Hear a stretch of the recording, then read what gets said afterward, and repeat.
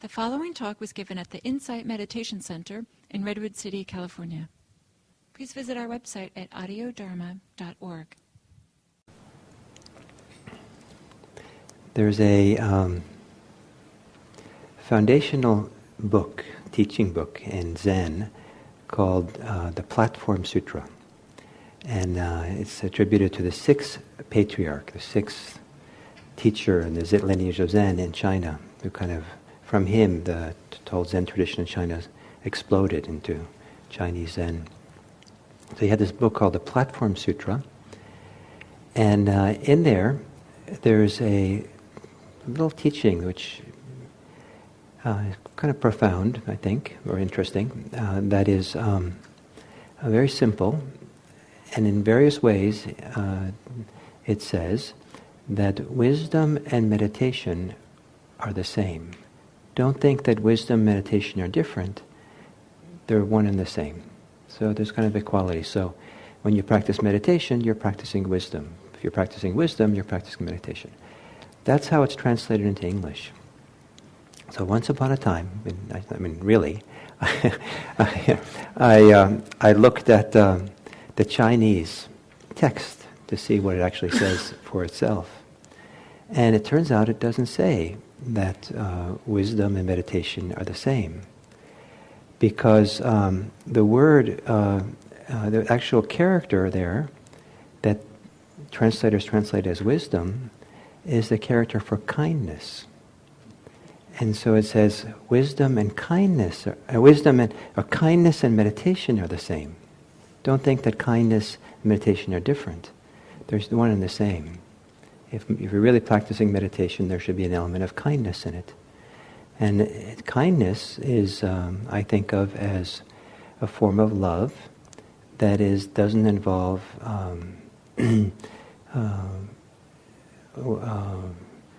personal desires, something wanting in ourselves, not about the transactional love where we love someone and want something in return. It's this kind of very generous spirit of the heart that loves without needing anything back. Just a genuine, simple kindness. So I thought that was pretty cool to see that. Kindness and meditation are the same. So then I went to my one of my professors of Zen, who knows, these texts very well, expert in Chinese and Japanese Buddhism and Zen Buddhism and the language, the characters and all that. And I said, look, what I found, that English translations say wisdom and meditation, but the Chinese actually says kindness and meditation. And he said, the word for kindness, the character, and the character for wisdom are homonyms. They have the same pronunciation in Chinese. And so, and the characters kind of look the same, so he just said, it's a scribal error.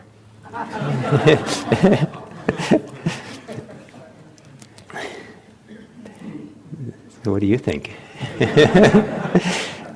Maybe there was an error, but which way did it go?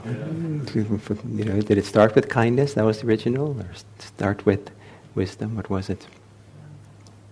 So this idea of kindness maybe being foundational. Maybe kindness is the highest expression of wisdom.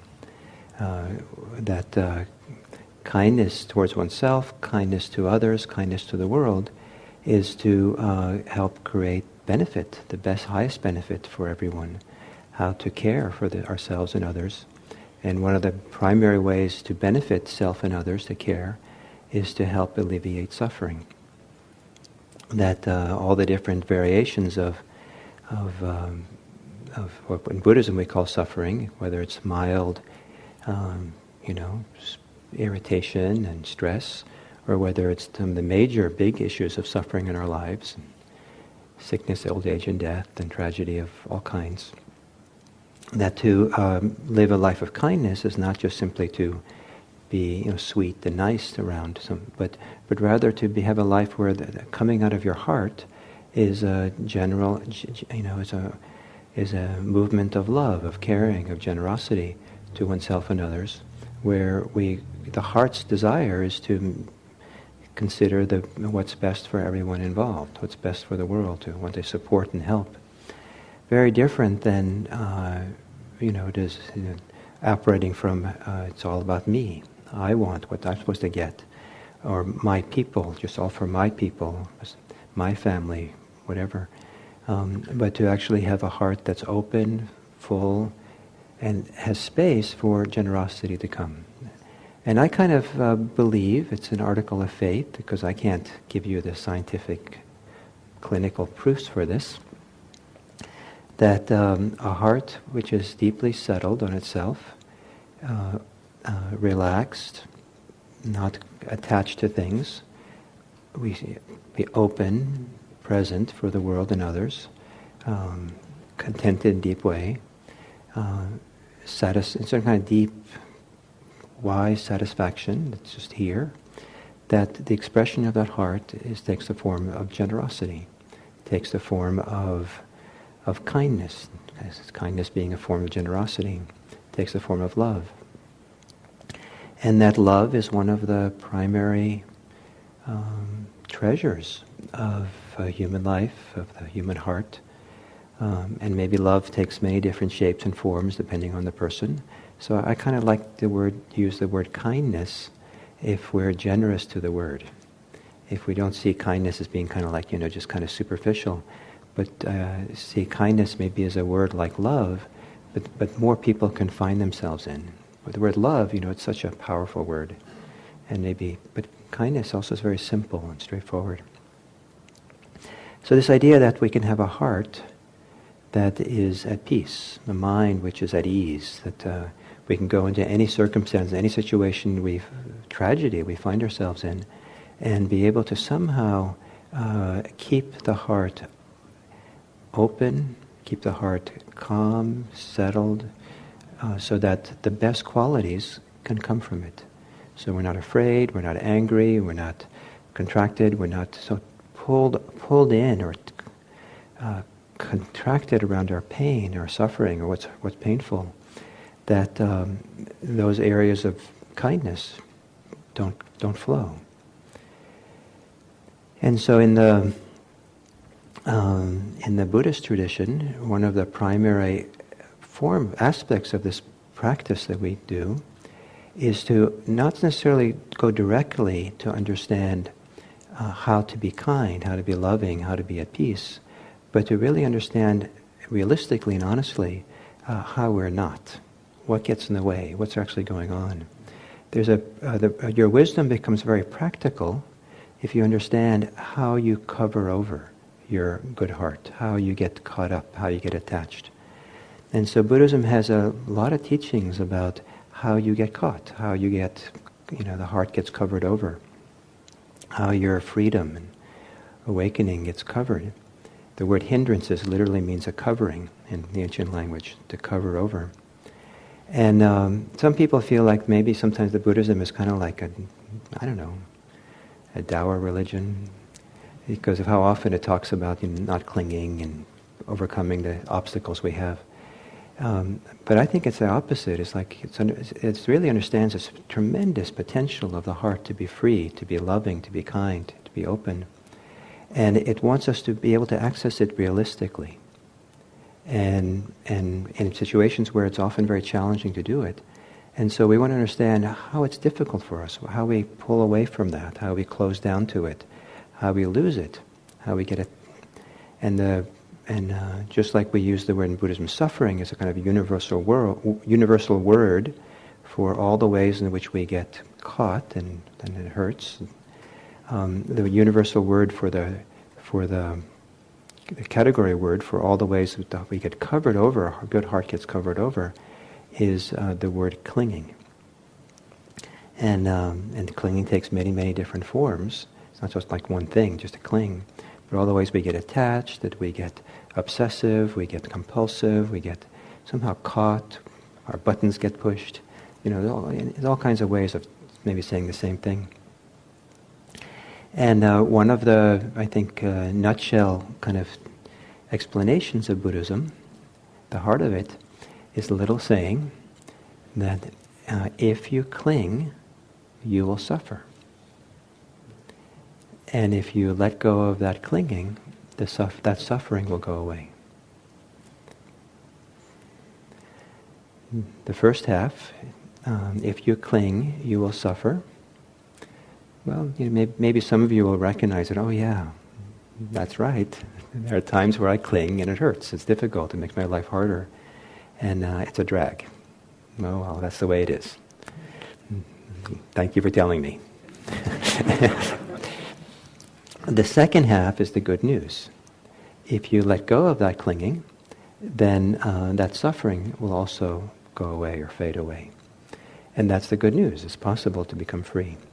And some people are not very satisfied with a religious goal that just the end of suffering, the end of clinging, because it's not, your neighbors down the street, they have much grander spiritual goals. They commune with the Absolute. They have oneness with God. They all kinds of great things. The way they talk about it, and they say, "How about you? What are you up into? What are you up to?" I'm into the, not clinging. And they kind of, oh, okay, well, it doesn't seem like it's so grand. But in fact, I think it's one of the grandest things. The consequences of not clinging, because the clinging is what's the word? Pervasive in the heart, so deep rooted, that to really do the deep work to free yourself of that provides some of the most sublime and wonderful states of mind and states of heart possible. And more importantly, it clearly gives freedom to the heart, to some of the best qualities of heart, and have a chance to come surface and to be there. So clinging. So part of the task of Buddhists is to understand clinging, to understand how we cling, what we cling to. And so the whole, so part of Buddhist teachings is to understand the ecology of the mind, the human mind, and what goes on in there. And so there's a list of 4 species of clinging that are kind of, they're usually sometimes they're considered visitors, so we can call them like an invasive species, because they don't really, part of the native territory at the heart. And so sometimes you introduce kind of invasive species, it kind of messes things up in the ecology. So these 4 invasive species are clinging to sensual pleasure, to comfort, clinging to views, opinions, to stories, clinging to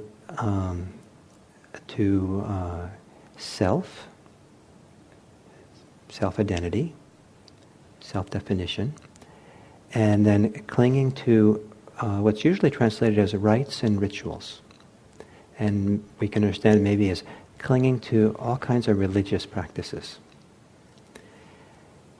So the first one, clinging to sensual pleasure. Sometimes when it's presented that way, people will hear it and say, "Oh, that means like people who are,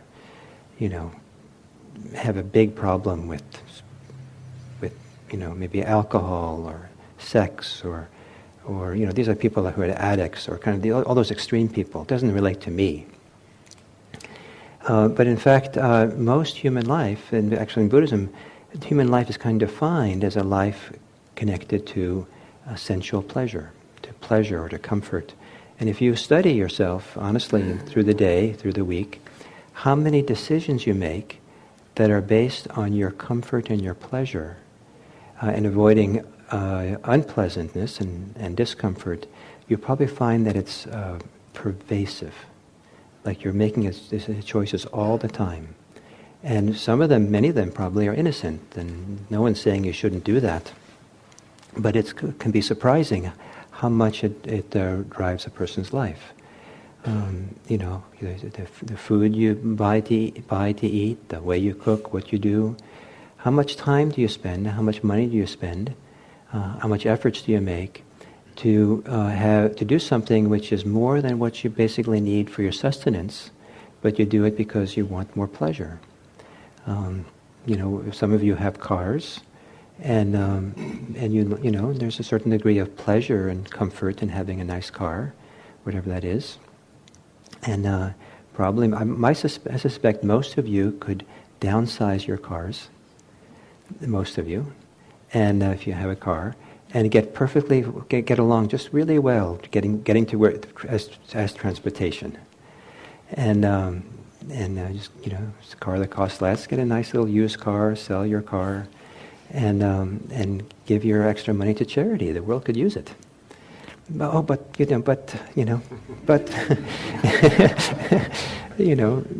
there's a certain degree of pleasure and comfort and delight and status and all kinds of things that come along with the car. And so we make choices, and then when people calculate, well, I deserve it. I remember the first time I ever went to a car dealership to test drive a car, and I think it was a little Honda Civic, and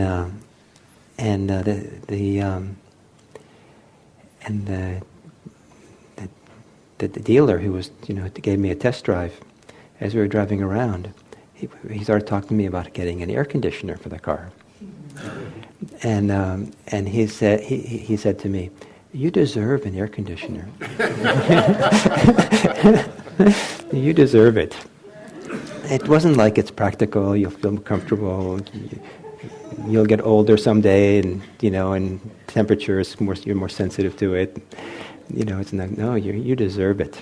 So there's the justification for pleasure. So if you look, and it's not supposed to be a bad news that you look and make an inventory of all the choices you make that have to do with pleasure and comfort.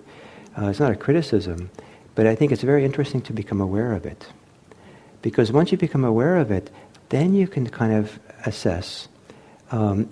Is there then in some of it, 10% of it, 2% of it, 99% of it, clinging, craving? How much freedom do you have in those decisions? Are you caught in the grip of it and you feel kind of it's challenging that you're not to have it, you have to have it? And so to understand why, what's the beliefs, what's the emotions, what's going on for you? How much are you driven by the desire for pleasure, for comfort? And driven is a powerful word, because driven means that you have no choice. It's acting on compulsion. And what Buddhism is looking for is an undriven life, an uncompulsive life, and a life that has no obsession to it, where we certainly engage in the world, but we're not being driven, we're driving. We have the freedom to choose and to follow our way. So to look at sensual pleasure, and if you look beyond your life, perhaps, you can see that there's a tremendous amount of harm that gets done in our world by people who are pursuing sensual pleasure, and pleasure, comfort, and all kinds, and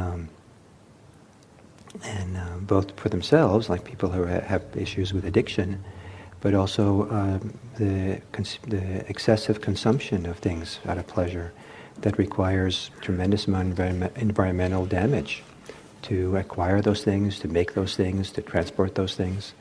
And some of the things we can go so casually and innocently go down to a local market or store or to buy are creating economic havoc for people in some parts of the world, where people have horrible conditions and where their life is getting worse and worse rather than better as we go and buy a simple thing. So that's one clinging, the clinging to sensual pleasure. The second clinging is to opinions. The classic word is views, but opinions, stories, philosophies, opinions. And but I like the word stories because many people don't want to admit they have views, philosophical views, but a lot of people have stories that they're holding on to. Stories about who said what to who, perspectives about different people, stories about themselves, what happened to them, what they want to see happen, what it's all about. And we live in a world of story making, of beliefs, views, of ideas of what is and isn't and what should be. And very few people, I think, recognize how attached they are to their own views and stories. So sometimes if you spend a little bit of time studying other people, it's often a lot easier to see, boy, they're really stuck in their views. Can't believe it. And sometimes it's views about themselves. Like people, you want to shake them, and say, no, you're not such a terrible person. People have sometimes a very negative feeling about themselves and feel that they don't want to really admit to other people what's really going on because they feel like they're already wrong and somehow bad and unworthy. And it's a story, it's an idea that they have. And some of these ideas are very, very deeply ingrained or, in our system. Sometimes they come from our society. Messages from society that you're such a person and you're that kind of person and you're unworthy or not wanted or you're somehow special and you're wonderful. The epidemic, I think more around here probably than maybe other places in the world, but the whole movement to raise children who had high self-esteem. And so they got all this positive reinforcement. It's at least people now, psychologists now are writing that it was a disaster. And they kind of grew up and expected that everything's going to be given to them. They deserve it. And so now people are thinking, well, maybe we should not raise kids with high self-esteem. And that's kind of the Buddhist point of view, is you don't raise people with high self-esteem as much. Equally, you don't raise people with low self-esteem. You don't raise them with any self.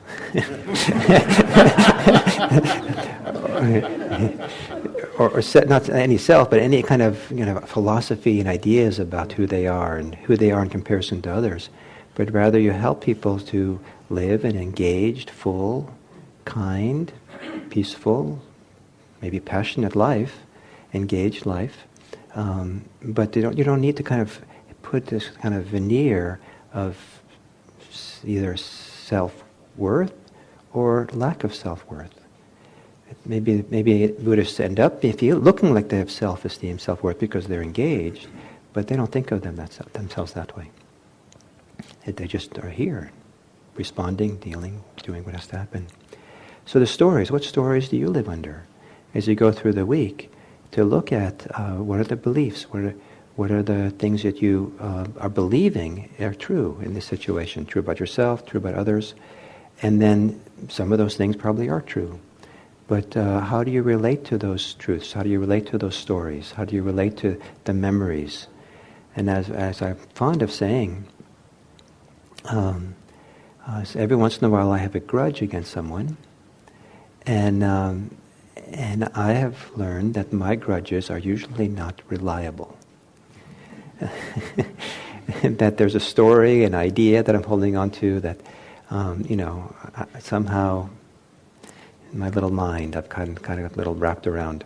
And so what I've learned that because I make a habit often when I have a grudge, is to go find the person and be in their presence and talk to them. And as soon as I'm in their presence, the story that I've been living under doesn't have much, much power anymore, much legs. It's kind of like, I can't sustain it. Some of these stories are most sustainable in the privacy of my own mind. And so it's important for me to get out of my mind. And one way to get out of these, the stories of my mind is to be with a person I'm having challenge with, and see them, and see, and then I have a different, because in my mind I see the person only through the snapshot I have of them. When I'm with a person directly, they become, it's not just a snapshot, they become more dimensional. And so then it's usually, then I kind of things soften up and my heart softens and then, we have a conversation.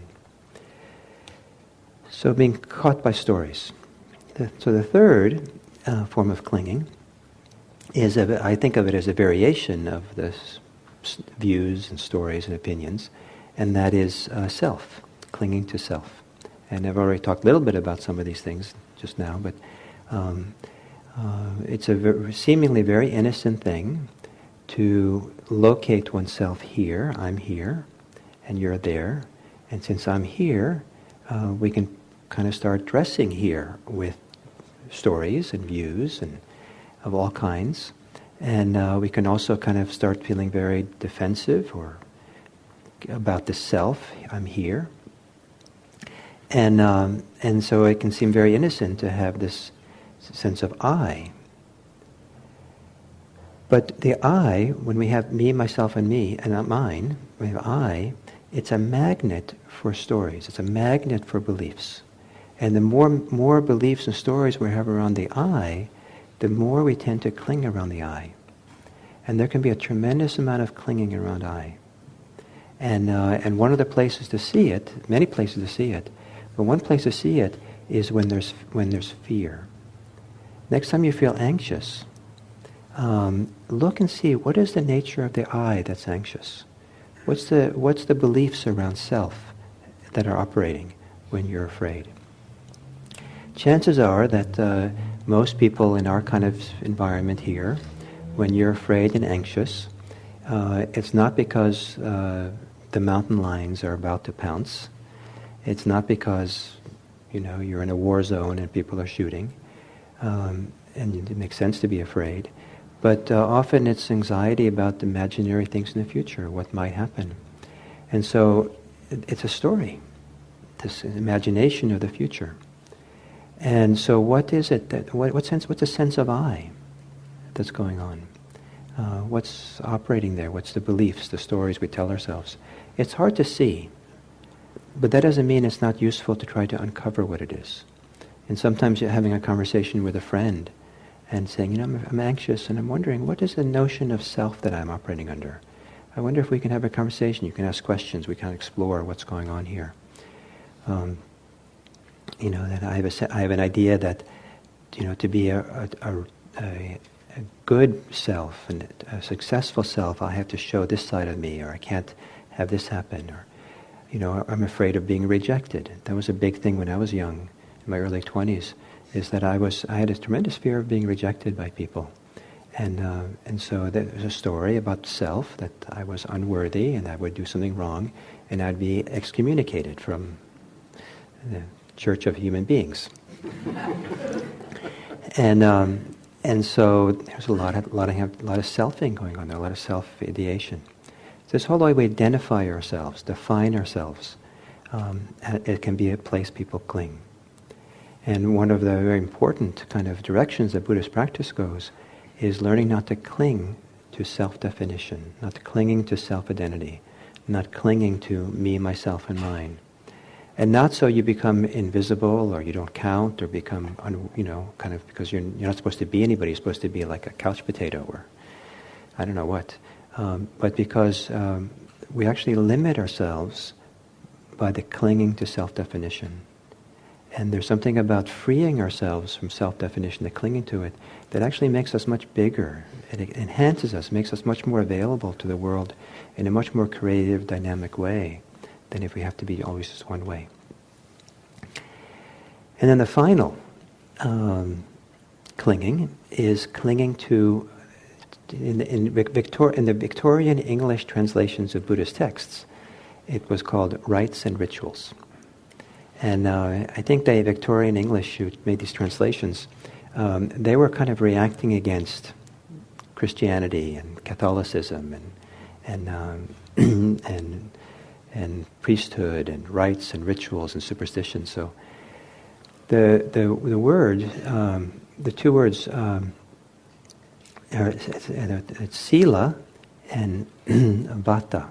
And sila in Pali means ethics or precepts. And vata, it can mean a variety of things, but it also just means religious practices. And I like to interpret these two words, sila, vata, in the most broad way possible. It's being attached to ethics and spiritual practices of every kind. So for those of you who are kind of troubled by having ethics and precepts, are happy to hear this. the aversion and resistance and reaction against ethics and precepts is a kind of clinging. So, don't be too much into being against them. But religious people all over, and I've seen it in Buddhism plenty of times, they tend to cling sooner or later to their practices and to their ethics and their behavior. And it makes some sense because you're doing something you think is very helpful and valuable, something you love, and so you kind of want to preserve it or be into it. Or it's very important for you, doing it for very important reasons. It's like your lifeline, the practices, and so you want to hold on to that lifeline because it's so important. But often the clinging which is really dangerous is the clinging where the religious practices and ethics are entangled with clinging to self. So the third clinging. So self-identity, trying to prove oneself and show oneself as being someone special. And I saw this when I first was involved in Zen. And there was this, independent of the Zen kind of robes and stuff that people wore at times at the Zen center, when they walked around kind of in life, just in general, a lot of people had a uniform. This was back in the 1970s. And the uniform was kind of like, I think it was an Amish vest, a Danish school bag, a mala, beads around your wrist, fat pants, they were called back then. They were kind of these very broad, wide kind of pants that you could meditate in easily, and Birkenstocks. And I think that the first person who wore, found the particular items and wore it, it made sense. It's kind of, they're practical and nice, maybe in a nice way.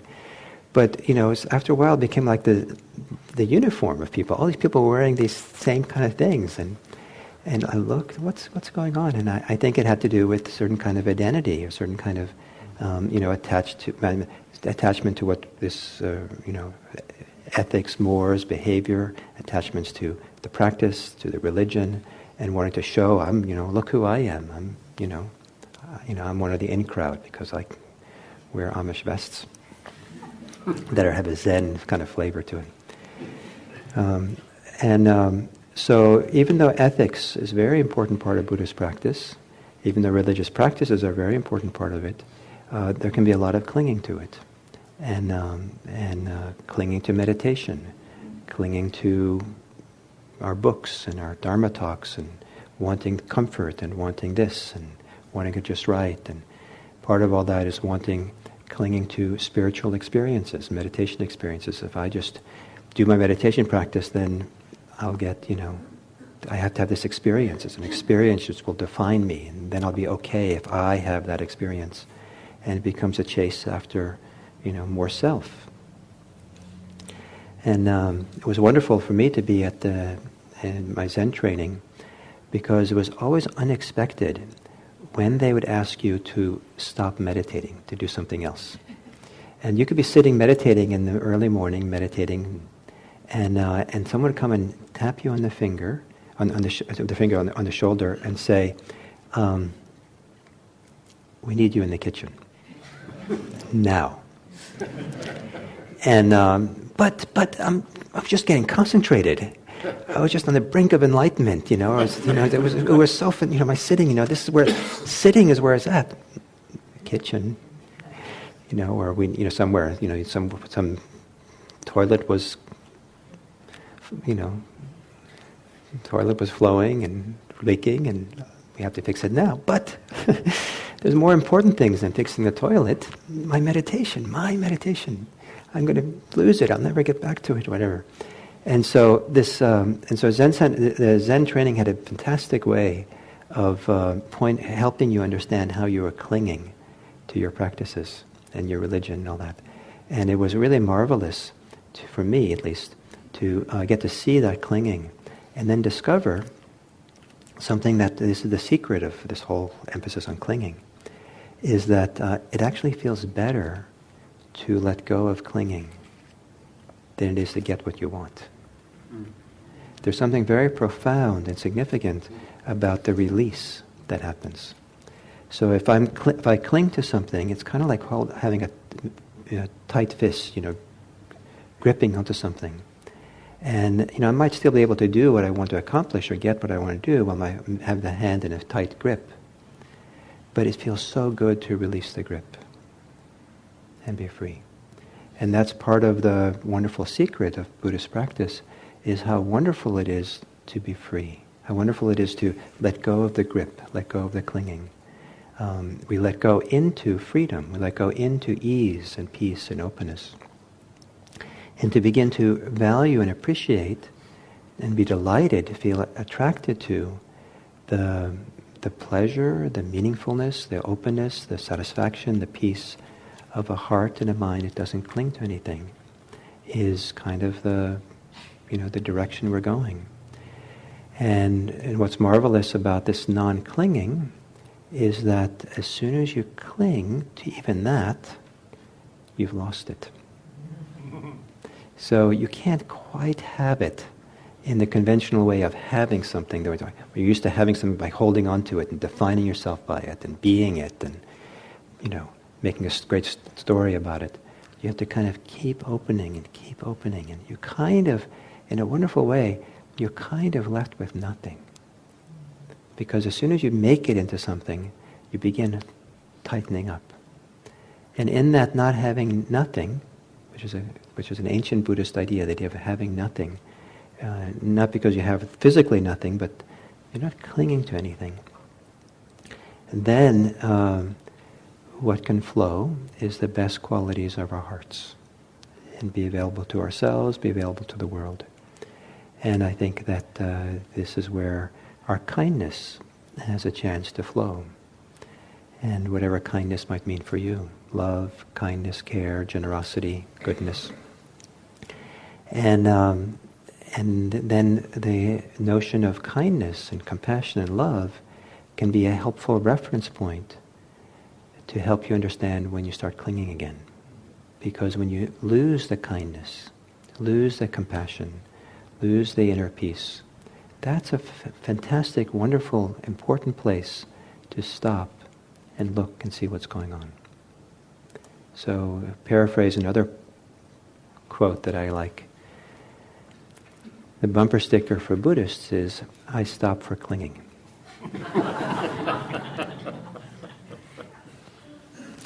So as you go through this week, stop for clinging. Look at it. Get to know your clinging better. And see if you can discover what's on the other side of clinging. There's another side of it. So, thank you.